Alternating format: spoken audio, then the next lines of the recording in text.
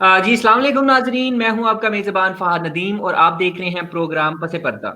नाजरीन, अगर तारीख के पन्नों को पलटाया जाए तो हम देख पाकिस्तान की आज़ादी एक ऐसी आज़ादी थी जो मुहिबाने वतन के लहू से लथपथ थी।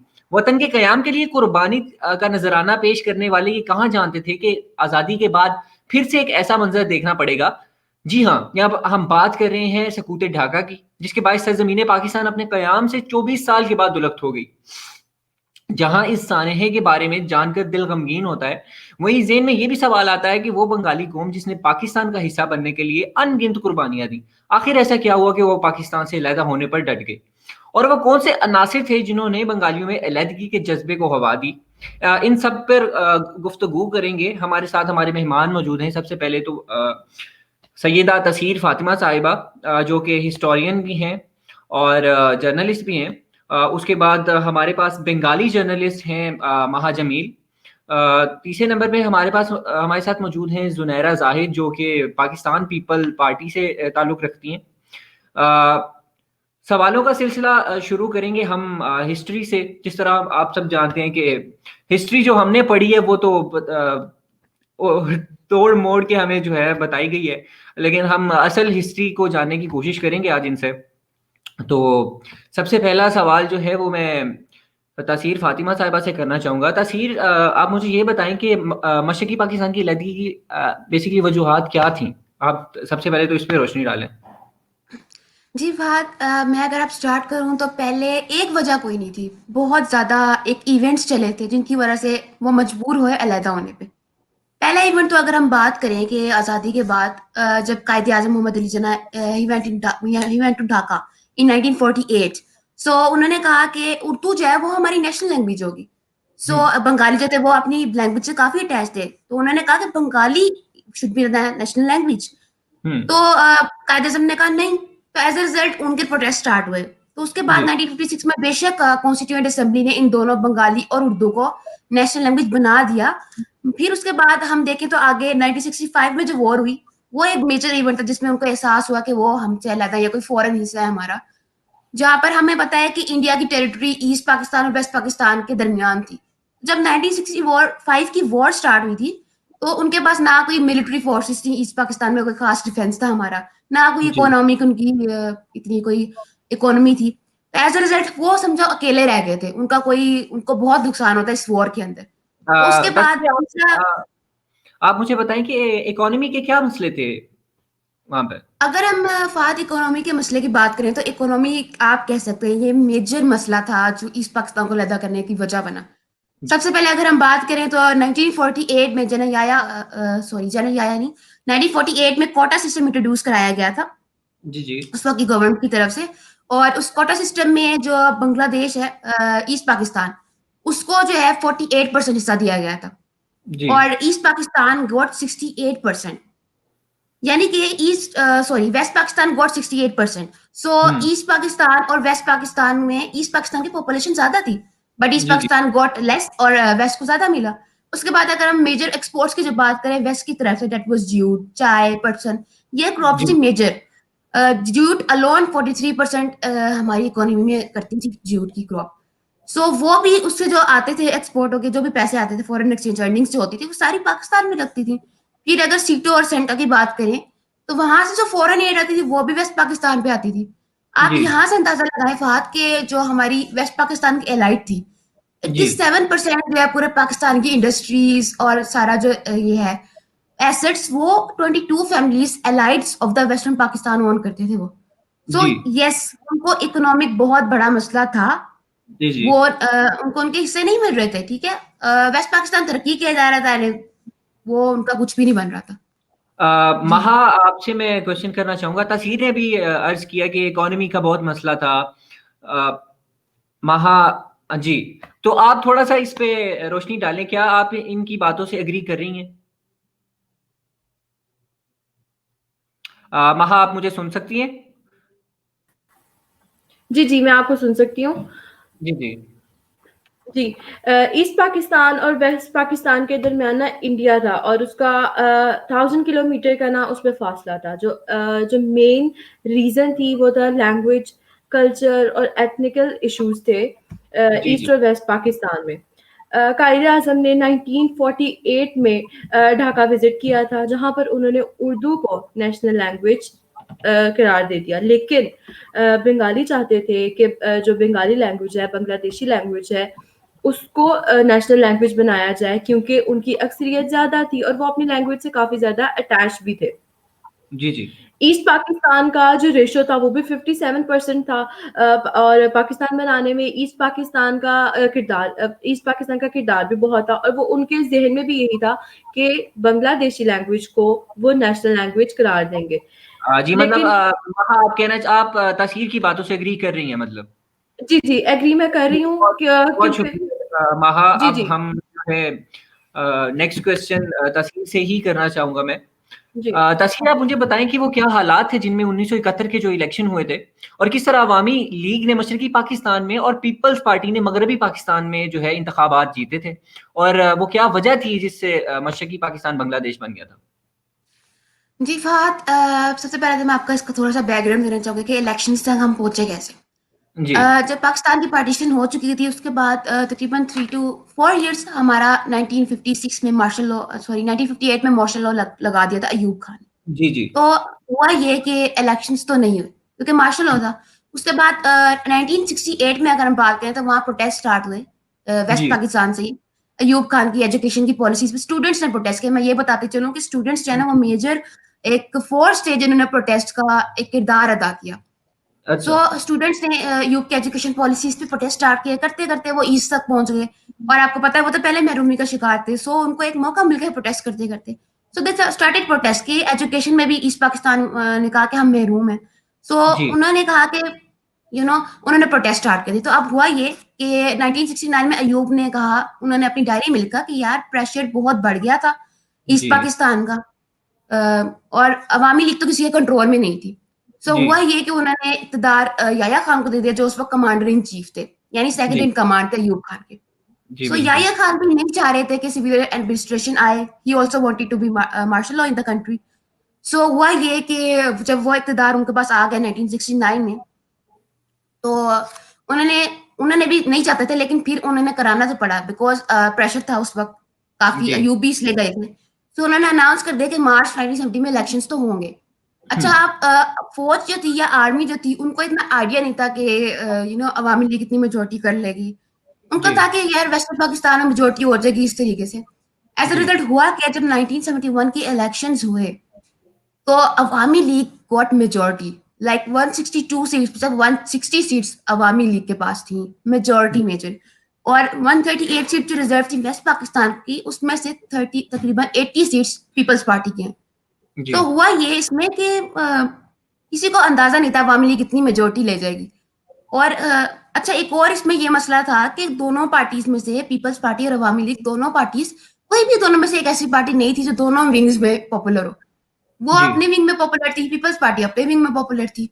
एज अ रिजल्ट ये इस तरह से भी गवर्नमेंट को पावर मिलने में मसला हुआ। जी, ठीक है, बहुत तो शुक्रिया तस्वीर। मैं महा का भी पर्सपेक्टिव लेना चाहूंगा इस हवाले से।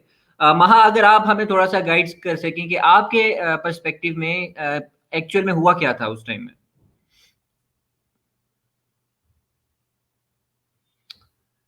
महा, आपकी आवाज जो है मुझे नहीं आ रही है। दोबारा महा, क्या आप मुझे जी, सुन जी। सुन सकते जी, जी, हैं? हाँ जी, जी। जी महा जी, आवाज करें आप। मैं ये कहना चाहूँगी कि जैसे कि अयूब खान ने जी इक़्तिदार याह्या खान के हाथ में दे दिया था। अयूब खान ने ये अपनी डायरी में लिखा था कि प्रोटेस्ट की वजह से हालात बहुत ख़राब हो रहे हैं, इस जी वजह जी से मैं इस्तीफ़ा दे रहा हूँ। जी जो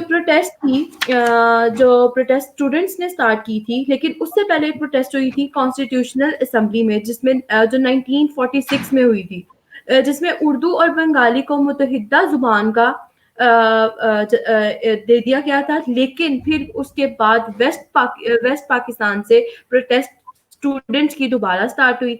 वो इस तरह से जी स्टार्ट हुई थी कि लंडी कोटल एक जगह है, अफगान बॉर्डर के पास है, वहां से कुछ स्टूडेंट्स आ रहे थे।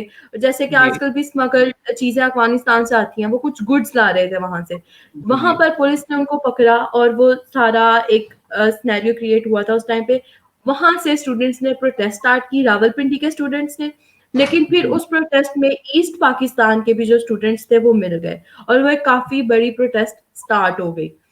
जी इस प्रोटेस्ट को खत्म करने के लिए इन्होंने फायरिंग शूटिंग हर चीज की, लेकिन जो ईस्ट पाकिस्तान के जो स्टूडेंट्स थे वो उस टाइम नहीं रुके, उन्होंने ये जारी रखी प्रोटेस्ट। उसके बाद याहिया खान चाहता था कि मार्शल लॉ लगे, वो जी इसी हक में था कि मार्शल लॉ लगे, लेकिन ईस्ट पाकिस्तान ये बिल्कुल नहीं चाहता था कि मार्शल लॉ लगे। अगर मार्शल लॉ लगता तो ईस्ट पाकिस्तान का जो सारा एक ग्रोथ रेट था या इकोनॉमी थी उनकी, वो बिल्कुल बंद हो जाती।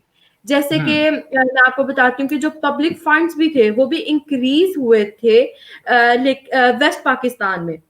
ईस्ट अच्छा पाकिस्तान में उनकी भी जो इंक्रीजिंग थी वो बहुत कम थी। जैसे कि 1954 से लेकर 1955 तक जो ग्रोथ रेट मैं आपको बता रही हूँ उस टाइम था टैक्स का 1.7%।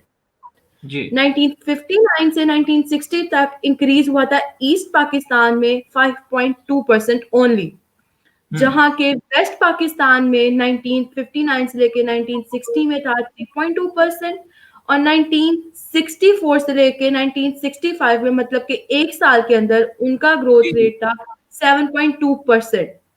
जी जी सारी इंडस्ट्रियलाइजेशन थी, बिजनेस सारा जो था वो सिर्फ वेस्ट पाकिस्तान में हो रहा था। जी बांग्लादेशियों को ये भी एक मसला था कि इधर ये लोग क्यों एम्प्लॉयमेंट नहीं कर रहे, इधर ये क्यों इंडस्ट्रियलाइजेशन क्यों नहीं कर रहे, सिर्फ हाँ वेस्ट हाँ पाकिस्तान में ही क्यों हो बहुत रही है। शुक्रिया महा। मेरे ख्याल में काफी चीजें जो है आपके पर्सपेक्टिव से भी क्लियर हो चुकी हैं इस टाइम। तासीर, आपसे एक और मेरा क्वेश्चन है। काफी एक कंट्रोवर्शियल चीज थी back then, Yahya Khan sorry Mujibur Rahman की तरफ से जो उनके 6 नकात पेश किए गए थे, काफी जो उसके ऊपर कंट्रोवर्सी एक छिड़ी थी। अगर सबसे पहले तो मैं जानना चाहूंगा कि आप हमारे जो व्यूअर्स देख रहे हैं उन्हें बताएं कि सबसे पहले तो वो 6 नकात थे क्या? जी फहद, सबसे पहले तो मैं महा को करेक्ट करना चाहूँगी कि लैंग्वेज की जो मूवमेंट थी दैट वाज़ इन 1956 में कॉन्स्टिट्यूएंट असेंबली का हिस्सा बनी थी। सो आई थिंक इनसे मिस्टेक हो गया। उसके बाद अच्छा मैं अच्छा दूसरी अगर आपकी 6 पॉइंट्स की बात करूँ तो 6 पॉइंट्स आप कह सकते हैं that was the major incentive जी जिसकी वजह से ईस्ट पाकिस्तान अलहदा हुआ। जब प्रोटेस्ट वहाँ स्टार्ट हुए थे, वहाँ पर जो जैसे महा ने आपको बताया प्रोटेस्ट स्टार्ट हुए थे, तो उनमें जी जो पॉइंट्स रखे गए थे, सबसे पहले 11 पॉइंट्स थे। उसके बाद हम्म 6 पॉइंट्स मुजीबुर रहमान ने उसमें से सिलेक्ट किए कि ये 6 पॉइंट्स हैं। वो ये थे कि सबसे पहले वो चाहते थे कि मार्शल लॉ ना लगे बल्कि उसकी जगह पार्लियामेंट्री सिस्टम आए, एक जी फेडरेशन की तरफ पाकिस्तान चले। जी सबसे बड़ी बिल्कुल बात वो चाहते थे कि जो फॉरेन रिजर्व सिस्टम है, वो दोनों विंग्स का अलहदा हो। वो चाहते थे कि ईस्ट पाकिस्तान की मिलिट्री अलहदा हो। वो कहते थे कि जो नेवल हेडक्वार्टर्स है, वो जी ईस्ट पाकिस्तान में हो। एंड यू ऑल्सो वांटेड कि जो फेडरल है, उसके पास सिर्फ फॉरेन अफेयर्स और सिर्फ डिफेंस हो। यानी कि इवन वो फेडरल को टैक्सेशन का भी इख्तियार नहीं दे रहे थे। वो कहते थे कि हम टैक्सेशन भी अलहदा कर लेंगे और हम और वो ये एक मेजर राइट ये भी था कि फॉरेन कंट्रीज से अलग-अलग दोनों विंग्स अपनी-अपनी बात करें, अपना-अपना ट्रेड करें। सो हाँ ये जी जो बहुत सारे बहुत रूट्स शुक्रिया। तस्वीर बहुत शुक्रिया। मैं महा से एक चीज़ पूछना चाहूँगा। महा, आप मुझे ये बताएं कि आखिर वो क्या वजह थी क्या कि सियासतदान जो थे उस टाइम के और जो फौज थी उस टाइम की, उनको इन जो है 6 निकात से क्या प्रॉब्लम थी, क्या इख्तलाफात क्या थे उनको इससे? देखिए जो 6 निकात थे उसमें था कि पार्लियामेंट्री डेमोक्रेसी आए, फेडरल कॉन्स्टिट्यूशन हो और उनकी अलग करेंसी हो, उनकी ट्रेड का सारा जो था जूट जो थी वो उधर से ईस्ट पाकिस्तान से आ रही थी, उनका ट्रेड जो है वो इंक्रीज करे।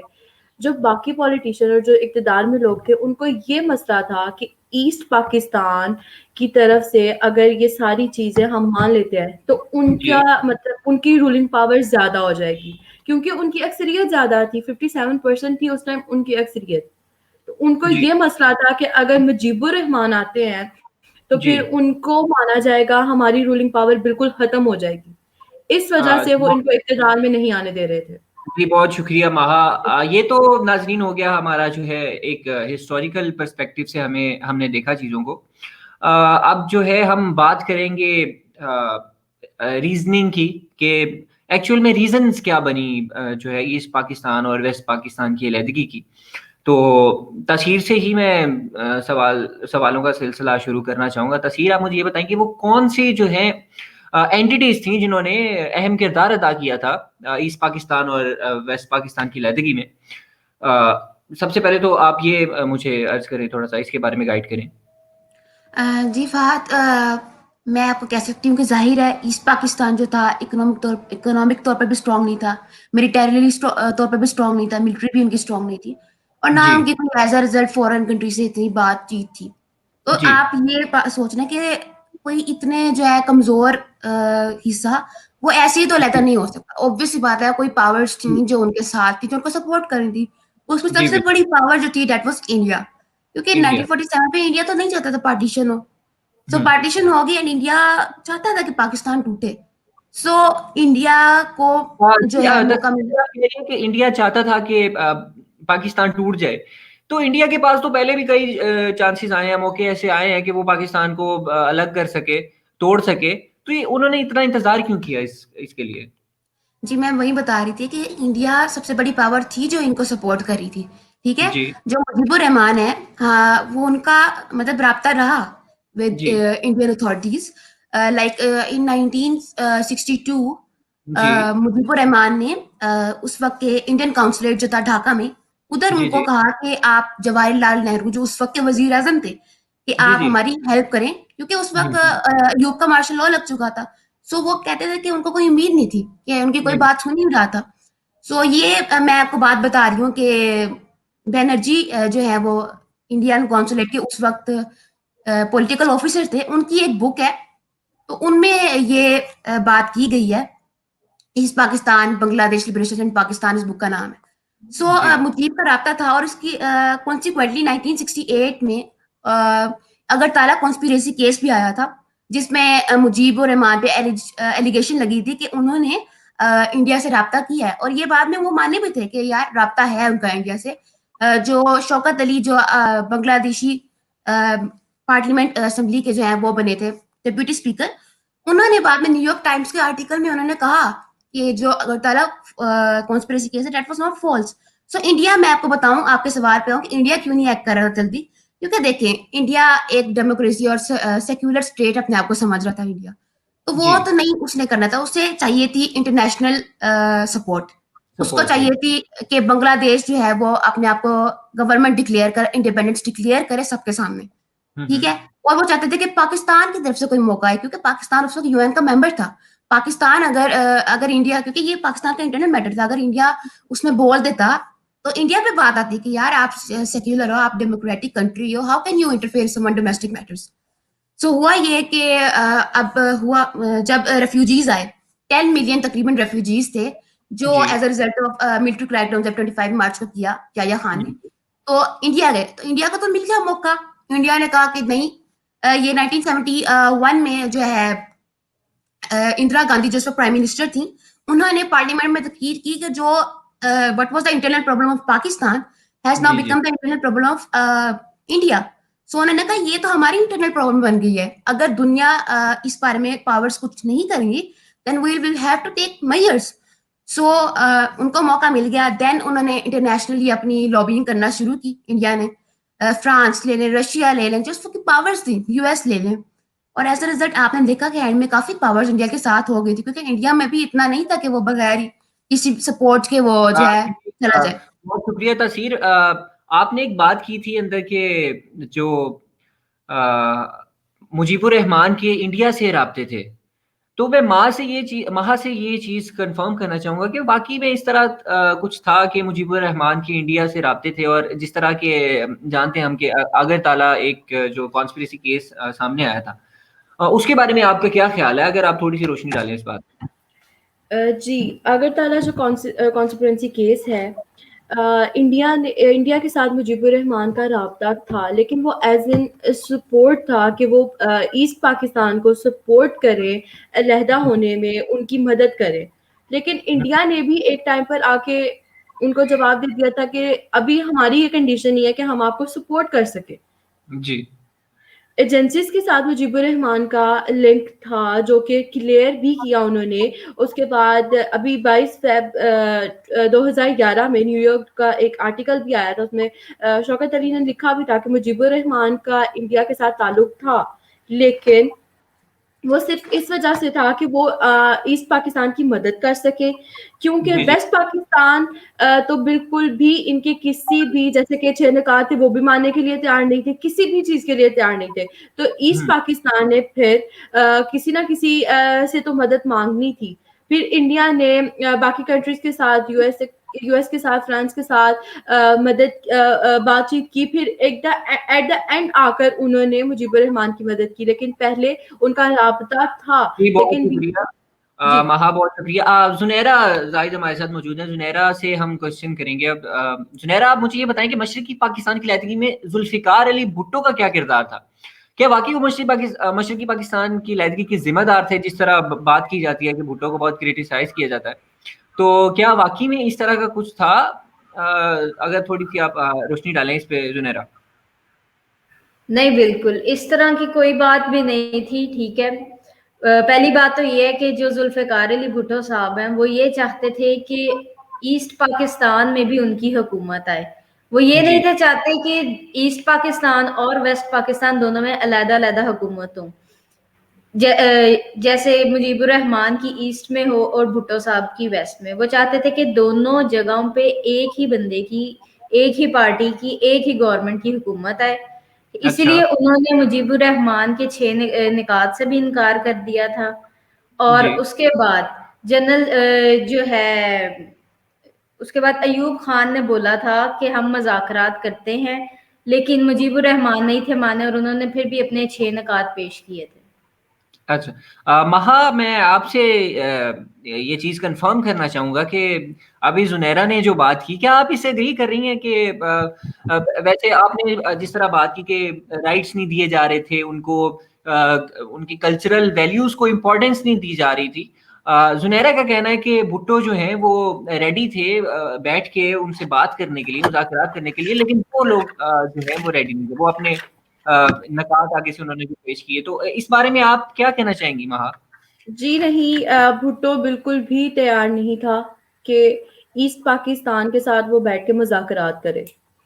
याहिया खान के साथ मुजीबुर रहमान की मीटिंग हुई थी। याहिया खान ने कहा था कि आप दोनों आपस में बैठ के मुज़ाकरात करें। मुजीबुर रहमान ने याहिया को कहा था कि आप उससे बात करें, वो जी आपका बंदा है, आप उससे जी बात करें ताकि वो मुझसे आके मिले या मुज़ाकरात हम करें। लेकिन भुट्टो ने बिल्कुल भी 6 निकात नहीं माने थे, बिल्कुल भी ऐसी कोई बात नहीं हुई थी कि हम आपस में बैठ के मुज़ाकरात करेंगे और फिर ये चीज़ें क्लियर होंगी। भुट्टो बिल्कुल नहीं मुज़ाकरात के लिए माना था। अच्छा जी। जुनैरा, महा का कहना है कि इस तरह का कुछ भी नहीं था, कि ईस्ट पाकिस्तान के साथ किसी किस्म के कोई मुज़ाकरात नहीं करना चाहते थे जुल्फ़िकार अली भुट्टो साहब उस टाइम पे। अ, हम खैर अगले अपने सवाल की तरफ बढ़ते हैं। तस्हीर, आपसे मैं क्वेश्चन करना चाह रहा हूँ। आप मुझे ये बताएंगे, मशरकी पाकिस्तान की लैदगी के साथ जिस तरह अभी हमने पूछा इनसे कि जुल्फ़िकार अली भुट्टो का नाम बहुत जोड़ा जाता है, मगर उस वक्त के सदर याह्या खान का जिक्र नहीं किया जाता। मशरकी पाकिस्तान की लैदगी में उनका क्या हाथ था, उनका किरदार क्या था बेसिकली? जी फहद, पहले तो मैं अगर भुट्टो की आपने जैसे सवाल किया, तो जी मुझे जी आप सबसे पहले तो ये बताएं कि जब से पाकिस्तान बना तकरीबन 1958 से ही मार्शल लॉ लगे रहे हैं। तो आप मुझे जी बताएं एस्टेब्लिशमेंट जो है उसके आगे भुट्टो साहब क्या कर सकते थे? आई मीन ठीक है, ही वाज इन मेजॉरिटी, लेकिन जी ईस्ट पाकिस्तान में इतनी मेजॉरिटी थी, वहां भी जी याया खान के जाके क्रैकडाउन हो गया। जी। तो भुट्टो साहब का ठीक है, वो 6 पॉइंट पे एग्रीड नहीं थे, हिस्ट्री में ये हम्म बात है।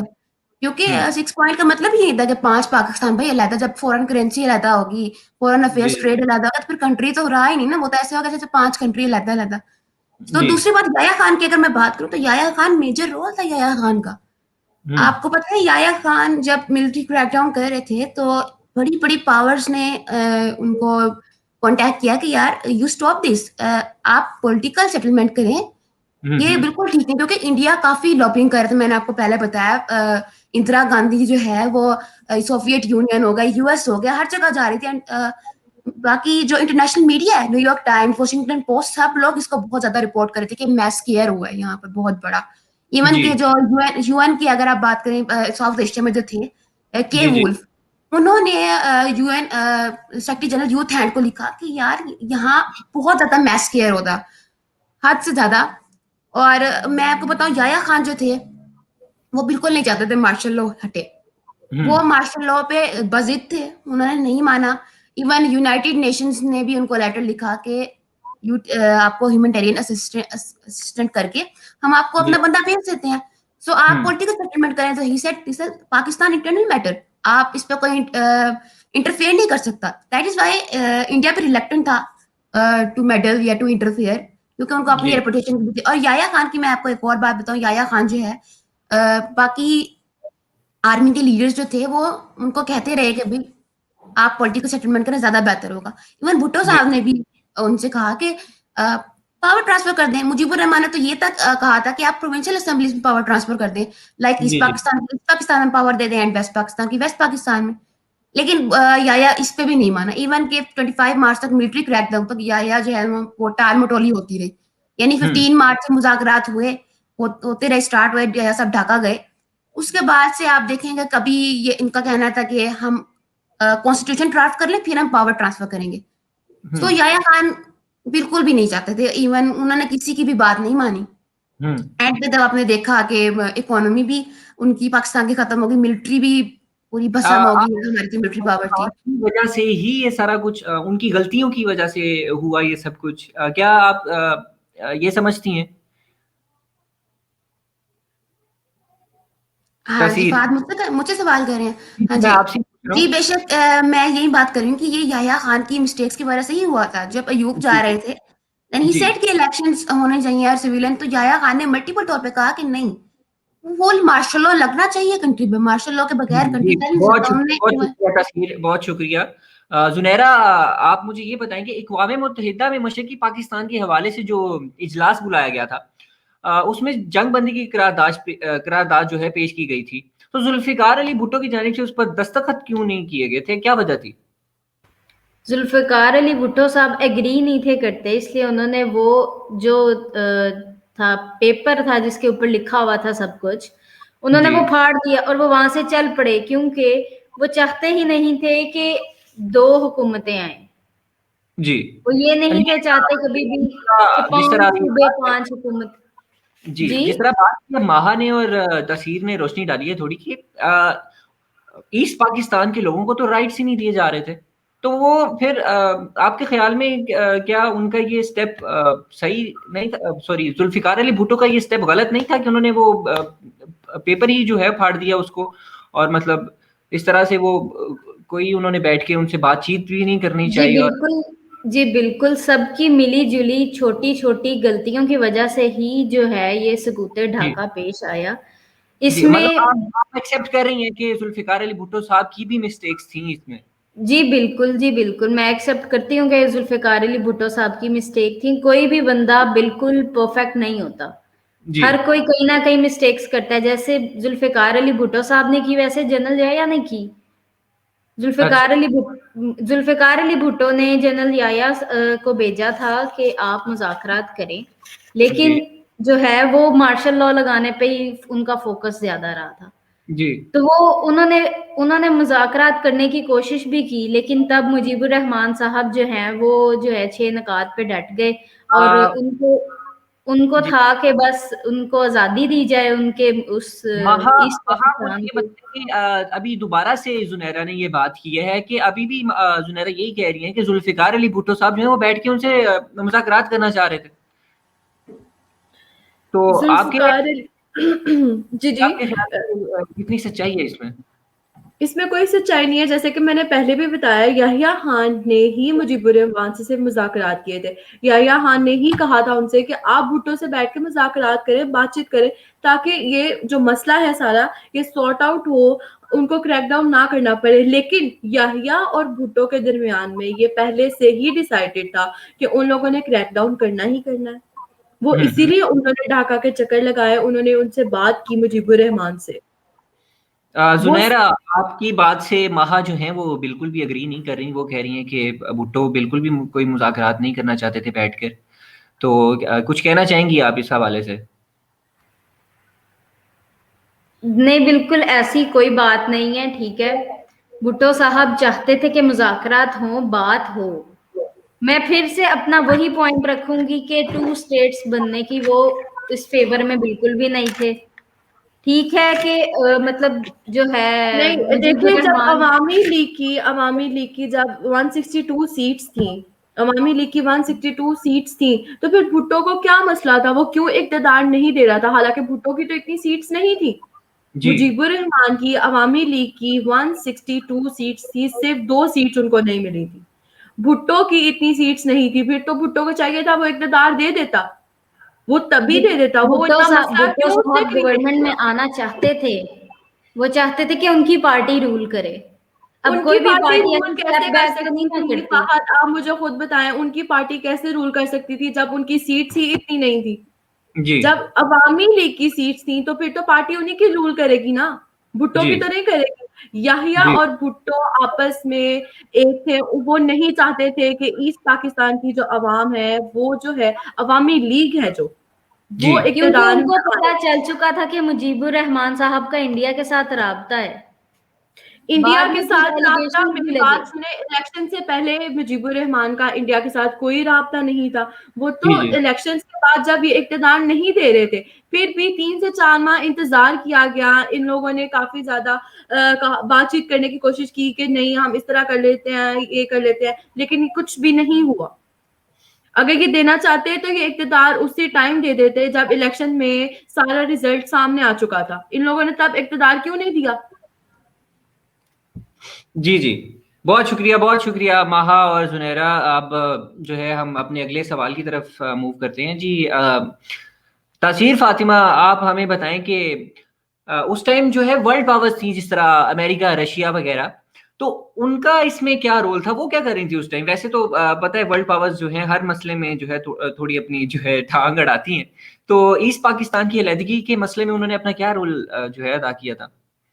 फहद, मैं बात करूं वर्ल्ड पावर्स के रोल की इन ईस्ट पाकिस्तान क्राइसिस, तो वर्ल्ड पावर्स के भी इसमें मैंने आपको बताया पहले, इंडिया जो है उसने जी काफी जी लॉबिंग स्टार्ट कर दी थी जी वर्ल्ड पावर्स का, खासतौर पे सोवियत के साथ। जब हमारा पाकिस्तान बना था तो आपको पता है, ये आपको पता ही होगा कि Pakistan was with US alliance कर लिया था और इंडिया विद सोवियत यूनियन। सो हुआ ये कि इंडिया जो है वो सोवियत यूनियन और यूएस के पास गया। US was with Pakistan at that time. वो जी जी याया के साथ अच्छे रिलेशंस थे, उस वक्त प्रेसिडेंट निक्सन थे। सो वो कहते थे कि याया को कुछ ना कोई इंटरनल मैटर है, लीव इट इट जी दैट। सो हुआ ये कि इंडिया ने तो कहा कि यूएस, भाई इससे तो कोई मसला नहीं, क्योंकि यूएस का इंटरेस्ट है पाकिस्तान के साथ। हम्म। क्योंकि यूएस नहीं चाहता था कि सोवियत यानी कि जो कम्युनिस्ट जो है वो यहाँ पर आए, मिडिल ईस्ट में एंटर हो। So US as an opening to China, Pakistan के साथ रिलेशन उनके अच्छे थे। He hmm wanted relations with China, Nixon खास तौर पे। और इसी बात में हम्म निक्सन डिपार्टमेंट जो अमेरिका का था उनकी नहीं बनती थी। सो हुआ ये कि अब इंडिया जो है वो मायूस हो गया यूएस से। अब इंडिया गया सोवियत यूनियन की तरफ। सो जी सोवियत यूनियन जो था वो एक तो पहले ही परेशान था पाकिस्तान और चाइना के रिलेशन से। अब उसको नजर आया India. So India, Soviet union ने एक ट्रीटी साइन की जो इंडिया सोवियत ट्रीटी थी, जिसमें उन्होंने कहा था कि अगर कोई दोनों पे क्रैकडाउन होता है तो जी दोनों की जी जो फौजें हैं वो एक दूसरे का डिफेंस करेंगी या एक दूसरे का साथ देंगी। हुआ ये, इसमें ये किरदार हुआ कि इस ईस्ट पाकिस्तान क्राइसिस में बहुत ज्यादा रेजोल्यूशंस आई सिक्योरिटी काउंसिल में, जी जी यूनाइटेड नेशंस में। फ्रांस लेके आया, ब्रिटेन लेके आया, पोलैंड लेके आया। तो पहले तो पोलैंड लेके आया और सॉरी यूएन के जो सेक्रेटरी जनरल थे सबसे पहले वो लेकर आए। सो जी जब वो सिक्योरिटी काउंसिल में आई तो सब लोग मान गए, तो रशिया ने वीटो कर दिया, सोवियत यूनियन ने। हम्म ठीक है, वो वीटो होगी। उसके बाद पोलैंड लेके आया, फिर वो वीटो होगी। यानी कि रशिया बार बार उन रेजोल्यूशन को वीटो कर रहा था। क्यों? क्योंकि एंड में ये रेजोल्यूशन जो आ रही थी, ये एंड में नवंबर में या इस तरीके से ये रेजोल्यूशन आ रही थी। इंडिया जी बहुत आगे बढ़ चुका था उस वक्त तक। यानी जी फौजें इस ईस्ट पाकिस्तान के बॉर्डर तक मूव कर चुकी थी इंडिया की। और मुक्ति बाहिनी जो फौज थी वो भी काफी मूव कर चुके थे एंड में, ईस्ट जी पाकिस्तान में इंडिया की फौज। So as a result India India कहता था कि अब तो उनको नुकसान हो जाएगा। अब वो एंटर हो गए हैं, अगर वो भाई चले जाते हैं तो ना तो ईस्ट पाकिस्तान लगा होगा और फिर वही मतलब हाल रह जाएगा। सो जी इंडिया प्रेस में नहीं था। सो इंडिया रशिया पे प्रेशर डाला था कि यू वीटो इट। सो हम्म ये चक्कर हुआ था कि वर्ल्ड पावर्स ने बहुत बड़ा रोल प्ले किया। अच्छा, दूसरा, इंडिया जब लॉबिंग कर रहा था तो फ्रांस हो गया, कनाडा हो गया, ऑस्ट्रेलिया, ये सब जो है ना आर्म्स, मिलिट्री आर्म्स प्रोवाइड करते थे पाकिस्तान को। तो हुआ ये कि इंडिया जो है लॉबिंग करता रहा और फिर यहाँ से इंटरनेशनल प्रेस की खबरें भी गई कि यहाँ पर बहुत मैस किया हो रहा है। और वहां पे जी जाहिर है वो लिबरल्स हैं, सेक्युलर गवर्नमेंट्स हैं, उनकी अपनी पब्लिक की तरफ से प्रेशर था, पार्लियामेंट की तरफ से प्रेशर था कि वो क्यों नहीं बोल रही उनकी गवर्नमेंट्स। पहले उनकी गवर्नमेंट से कहा था कि ये इंटरनल मैटर काफ़ी बाद में चीज़ें क्लियर हो चुकी हैं हमारे व्यूअर्स को, तो इसलिए मैं चाहता हूँ कि हम अगले सवालों की तरफ जो है मूव करें।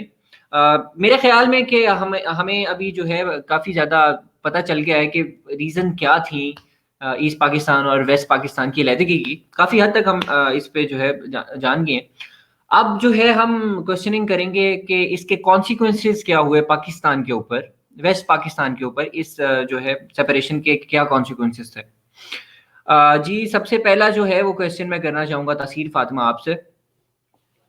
हम देखते हैं जिस तरह के फ़ौज ने सरेंडर किया या याह्या खान ने इक़्तिदार भुट्टो को दे दिया और फिर भुट्टो ने आते ही कमीशन बनाया जिसका नाम ही हमूदार रहमान कमीशन था। इसके बारे में थोड़ी-सी रोशनी डालें, इसके बारे में आपके क्या रिमार्क्स हैं? जी फ़ात, अगर हम बात करें हमूद रहमान कमीशन रिपोर्ट, तो ये जो रिपोर्ट थी, ये भुट्टो साहब को जब इक़्तिदार मुंतकिल हुआ 1971 में, उसके जी। बाद जो है ये भुट्टो साहब ने 26 दिसंबर 1971 को इसका ऑर्डर दिया इंक्वायरी का कि इंक्वायरी की जाए। जी, सो जी। इंक्वायरी हुई। अच्छा, उस वक़्त जब ये जंग हुई थी, ईस्ट पाकिस्तान अलहदा हुआ था, बांग्लादेश में रहता, तो 93,000 जो प्रिज़नर्स थे पाकिस्तान के, उसमें जी, मिलिट्री भी थी, सिविलियन लीडर्स भी थे, वो सारे के सारे जो है इंडिया के पास थे। सो जी। वो जो रिपोर्ट थी इनिशियल, वो 1 जुलाई 1971 को सबमिशन तो सॉरी 1972 को सबमिशन हो चुकी थी, मगर जी, उसके बाद जब प्रिज़नर्स वापस आए शिमला अकॉर्ड के बाद, जो माहिदा हुआ था, तो जी, जब प्रिजनर्स वापस आए उनसे जब उन्होंने एविडेंस लिया, ये रिपोर्ट में एविडेंस है, वो उस वक़्त जो मिलिट्री लीडर्स थे, जो ईस्टर्न कमांड संभाल रहे थे, उन सबके जी, एविडेंस है। उसमें इम्पोर्टेंट लीडर जो थे, वो जनरल एके नियाज़ी, जो ईस्टर्न कमांड थे उस वक़्त, और जनरल फरमान अली, राव फरमान अली, जो कि कमांडर थे सिविलियन अफेयर्स के इन ईस्टर्न ईस्ट पाकिस्तान। सो जी, जी, इन सबके हैं, और इसमें क्या मेजर मैं आपको बताऊँ, तो इसमें मिलिट्री लीडरशिप की मेजर कहते हैं ना ब्लंडर्स सामने आए हैं। ये जो जी, मिलिट्री लीडरशिप थी, जिनमें जनरल एके नियाज़ी हैं, वो सब एक एक्स्ट्रा फोर्स अपनी यूज़ कर रहे थे, एक्सेसिव पावर्स अपनी यूज़ कर रहे थे वहाँ पे। जी, वहाँ पर जनरल नियाज़ी जो थे, उनपे भी काफ़ी एलिगेशंस खुद लगी थी कि ही वाज़ जी। Involved in sexual matters, he was involved in women uh, you know. मैं महा से पूछना चाहूँगा कि तसीर ने बताया कि मिलिट्री ब्लंडर्स बहुत ज़्यादा थे उस टाइम में। तो महा आप मुझे ये बताएँ कि हमूदुर रहमान कमीशन रिपोर्ट के मुताबिक असल जो सुकूत ढाका का ज़िम्मेदार था वो कौन था? और रिपोर्ट आने के बाद सुकूत ढाका के ज़िम्मेदारान के खिलाफ कोई कार्रवाई क्यों नहीं की गई? देखिए, जो ईस्ट पाकिस्तान था वो उस टाइम जी, जी। ये बेसिकली मैं ज़ुनैरा से भी पूछना चाह रहा था ये चीज़, लेकिन अनफॉर्च्यूनेटली उनका शायद कनेक्शन कट गया है। तो अगर आप इस पे थोड़ी-सी रोशनी डाल सकती हैं तो प्लीज़ हमें गाइड करें थोड़ा-सा। ज़ुनैरा जी, मैं हमारे साथ नहीं है, अभी जॉइन नहीं कर पा रही, वो कोई इंटरनेट का कोई इश्यू है, तो महा आपसे जानते हैं इसके बारे में? जी, मैं आपको बताती हूँ कि ईस्ट पाकिस्तान तो उस टाइम इतना पावरफुल नहीं था कि वो इसके ऊपर कोई एक्शन ले सकता या इसके बारे में कोई जजमेंटल क्वेश्चन आंसर दे सकता या कुछ इस तरह की बात कर जी, सकता। जी। लेकिन मेरे हिसाब से हमारी फ़ौज और जो हमारे वेस्ट पाकिस्तान के पॉलिटिकल लीडर्स थे, जी। उनका इस पे काफ़ी रोल था। वो चाहते तो ये जी, बहुत एक मुल्क जी, बहुत शुक्रिया महा। तस्वीर मैं आपसे भी यही चीज़ कन्फर्म करना चाहूँगा कि असल ज़िम्मेदार कौन थे सकूते ढाका के हमूदुर रहमान कमीशन के मुताबिक, और उनको सज़ा क्यों नहीं दी गई? हमूद रहमान कमीशन रिपोर्ट के मुताबिक, मैंने आपको बताया जिस तरह, पहले फ़ौज के ब्लडर्स काफ़ी थे, ठीक जी, है? उसमें सामने आया कि आर्मी वो इन्वॉल्व थी, यू नो, लैंड के कैप्चर करने में, कि उनके पास लैंड ज़्यादा आ जाए, उनके पास ये जो ज़मीनें मिल जाएँ उनको, वुमेन्स में पड़ गए थे, यू नो, सेक्सुअल एक्टिविटीज़, और ये सब आर्मी बहुत। और हम अगर देखें तो यूएन की रिपोर्ट देखें या हम बांग्लादेश की रिपोर्ट देखें जो उन्होंने बाद में शाया की, उसमें जी, जी, एक्सेसिव जेनोसाइड हुआ था। तकरीबन जी, पता नहीं कितनी वुमेन के वहाँ पे आई मीन रेप्स हो गए थे, और वो कितने लोग वहाँ पे मर गए थे। बांग्लादेश के अकॉर्डिंग तो 3 मिलियन लोग मर चुके थे, जी, मारे गए थे, और 25,000 वुमेन की वहाँ पे रेप्स हुए थे वहाँ पे। तो जी, फ़ौज जो है इन चीज़ों में इन्वॉल्व थी उनके मुताबिक। इवन जो जनरल राव फरमान अली थे, जो उस वक़्त जनरल एके नियाज़ी के साथ थे, उनके अपने अल्फ़ाज़ हैं कि सिविलियन जो एडमिनिस्ट्रेशन है, वो थी फ़ौज के कब्ज़े में।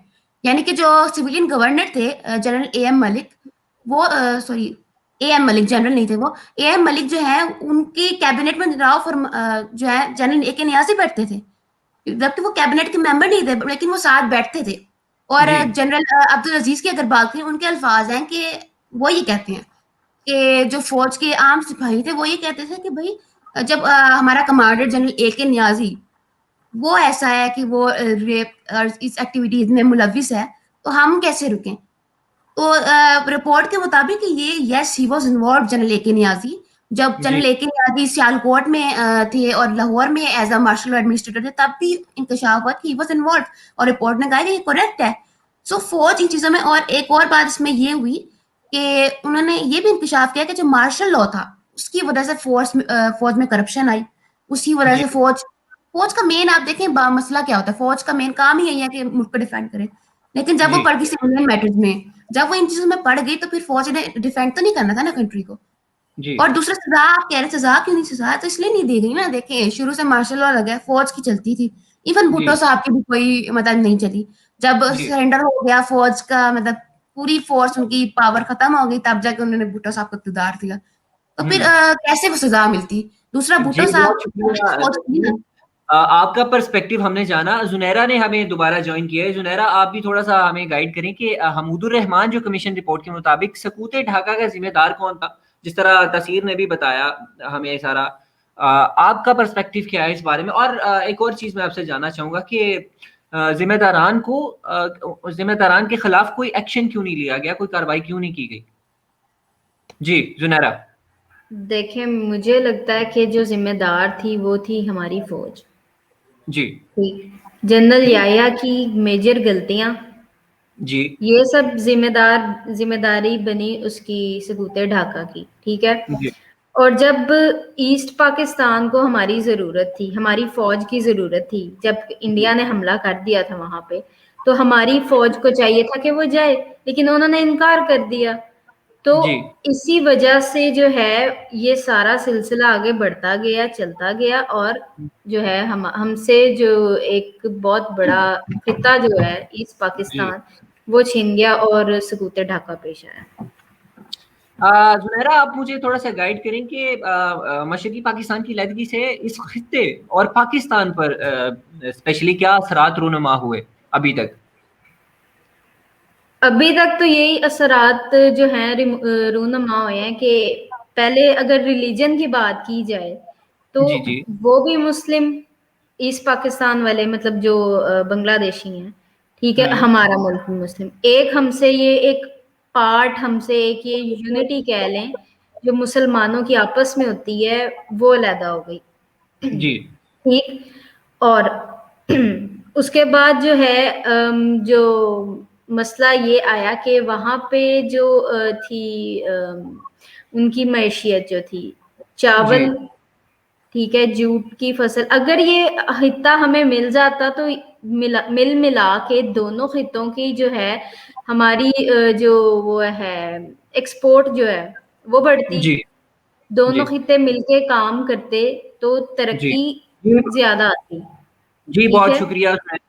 आपके कहने के मुताबिक अगर हमारे पास वो जमीन होती तो बहुत ही तरक्की कर सकता हमारा मुल्क। बहुत शुक्रिया जुनैरा। जी बिल्कुल।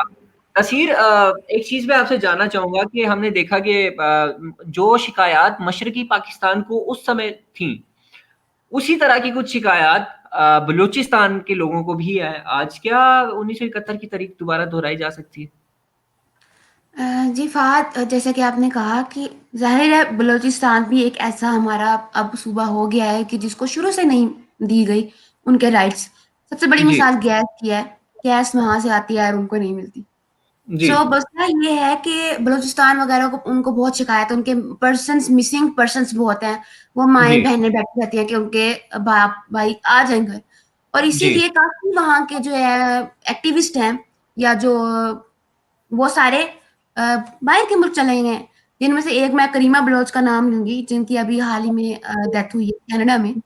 सो हुआ ये कि उनके इंकशाफ हुआ है कि यूरोपियन डिस्पोरा जो थी, जी उसमें इंकशाफ हुआ कि वो उनके रो के साथ थे कोई कनेक्शन। तो मैं ये कहना चाहूँगी कि ज़ाहिर है जब आप एक को राइट नहीं देंगे एक इंसान को, मैं आपसे पूछती हूँ, अगर आप मुझे राइट नहीं देते मेरे, जी और मैं आपका दुश्मन मेरे साथ देगा ना, तो मैं उसके पास ही जाऊंगी ना, जाहिर है, जब आप मेरी बात नहीं मान रहे। तो जी बलूचिस्तान में करीमा बलोच का उसमें कनेक्शन आया, तो जाहिर है बलूचिस्तान से वो जाएंगे, रो तो एक्टिव होगी वहां पर इंडियन इंटेलिजेंस। कैसे नहीं हो जी सकती जब हम मौका खुद दे रहे हैं। हमने पहले जी भी ईस्टर्न पाकिस्तान को लेने का मौका दिया, आज भी हम खुद दे रहे हैं। अगर हमने बलूचिस्तान को उनके राइट्स ना दिए, उनको हमने वैसे हैंडल ना कर जिस तरह बाकी प्रोविंसेस हैं, तो हो भी सकता है इस तरह। अगर हम इस जी तरह, आप हमें चाहिए कि हम अपनी माजी की गलतियों से सीखें जो हमने सकूत ढाका में की थी, और जी अभी भी शायद वो चीज हो रही है। मैं जुनैरा से भी इसी हवाले से सवाल करना चाहूंगा। जुनैरा, क्या लगता है आपको कि 1971 की तारीख दोबारा दोहराई जा सकती है? और अगर हम इस मसले को सेटल डाउन करना चाहें, जो गलतियां उस टाइम हमने की थी उनको किस तरह से ठीक किया जाए, बलूचिस्तान के लोगों को किस तरह से जो है साथ लेकर चला जाए, ताकि हम दोबारा से 1971 की जो है ना तारीख को रिपीट ना करें? जी जुनैरा। देखिए, माजी की गलतियों में मेजर गलती हमारी यही थी कि हमने राइट्स नहीं थे दिए। जी अगर हम अभी भी बलूचिस्तान का साथ नहीं देते, उनको अपना नहीं समझते, उनको उनके जी राइट्स नहीं देते, तो वो भी उसी तरह वो कहेंगे कि भाई हमें अलहदा कर दो। जी क्योंकि उनको हमारे साथ रह के जब कोई फायदा ही नहीं पहुंच रहा, जब कोई कुछ मिल ही नहीं रहा हमारे साथ रहने से उनको, तो वो फिर अलहदा होने की कोशिश करेंगे। वो कहेंगे कि हमें जो है, हमें ये खिता दे दो, और इस तरह फिर माजी की गलती जो है वो एक और, जो पहले तो सकूते ढाका था, अब सकूते बलूचिस्तान हो सकता है। लेकिन अगर हम लोग अपने आप पे काबू पाएं, अपने जो है बाकी सूबों पे ज्यादा तवज्जो देने की बजाय हम थोड़ी तवज्जो बलूचिस्तान पे भी दे दें, तो इसमें मेरा नहीं ख्याल कि ये तारीख दोबारा दोहराई जा सकती है। जी, बहुत शुक्रिया जुनैरा, बहुत शुक्रिया आप सबका शो को ज्वाइन करने के लिए। और मेरा ख्याल है कि हमारे व्यूअर्स जो हमें देख रहे हैं उनको काफ़ी ज़्यादा चीज़ों का जो है नॉलेज हुआ होगा इस स्ट्रीम को देखकर। और आज के लिए बहुत शुक्रिया। मिलते हैं फिर अगले शो में। अल्लाह हाफ़िज़।